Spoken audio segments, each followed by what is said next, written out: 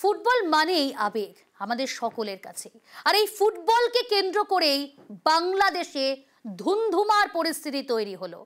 বাংলাদেশে মহিলাদের ফুটবল খেলা নিয়ে ধুন্ধুমার। মহিলাদের ফুটবল প্রতিযোগিতা আসরে কট্টরপন্থীদের তাণ্ডব। বন্ধ করা হলো প্রতিযোগিতা। বেশ কয়েকজন উদ্যোক্তা জখম হয়েছে। অনেকেরই প্রশ্ন, বাংলাদেশে কি তালিবানি শাসন শুরু হলো এবার?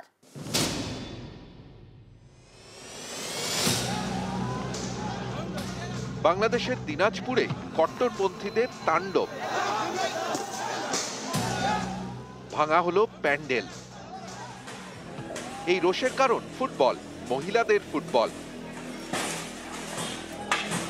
বাংলাদেশের দিনাজপুরের হাকিমপুরে মহিলাদের ফুটবল প্রতিযোগিতার আয়োজন করা হয়। মঙ্গলবার ম্যাচ চলাকালীন হামলা চালায় তৌহিদি জনতা নামের কট্টরপন্থী গোষ্ঠী। হামলাকারীদের সাফ কথা, ফুটবল খেলবে শুধু ছেলেরা, মেয়ে হয়ে জন্মেছে যখন তখন ফুটবল খেলা চলবে না, তাই মহিলাদের ফুটবল প্রতিযোগিতায় হামলা। এতে উদ্যোক্তাদের অনেকে জখম হন। শারীরিকভাবে যত না জখম, তার থেকে অনেক বেশি মনে মনে ক্ষতবিক্ষত। কারণ মন বারবার প্রশ্ন করছে, কেন মহিলাদের ফুটবল প্রতিযোগিতা হবে না? বাংলাদেশে কি তালিবানি শাসন শুরু হয়ে গেল?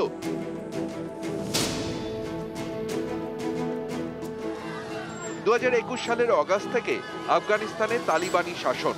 ক্ষমতায় এসেই মহিলাদের উপর নানাবিধি নিষেধ চাপায় তালিবান সরকার। মহিলা ফুটবল টিমও তুলে দেয়। এই তালিবানি পথেই কি হাঁটছে বাংলাদেশ?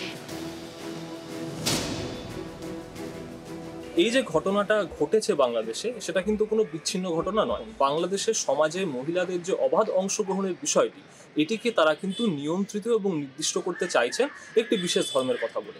বাংলাদেশের বর্তমান যে সরকার রয়েছে, সেই সরকার যে অবস্থান নিচ্ছে, সেই অবস্থানটা কিন্তু এই ধরনের মৌলবাদীদেরকে কাছে টেনে নেওয়ার মতো একটা অবস্থান। তাহলে বাংলাদেশের যে সামগ্রিক রাজনৈতিক সামাজিক অস্থিরতা, তারই একটা বহিঃপ্রকাশ কিন্তু আমরা এই ঘটনাটির মাধ্যমে দেখতে পাচ্ছি।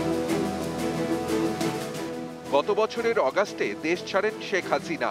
তারপর থেকে বাংলাদেশে কট্টরপন্থীদের দৌরাত্ম্য বেড়েছে। সম্প্রতি রংপুরে এক গানের অনুষ্ঠানে তাণ্ডব চালায় কট্টরপন্থীরা।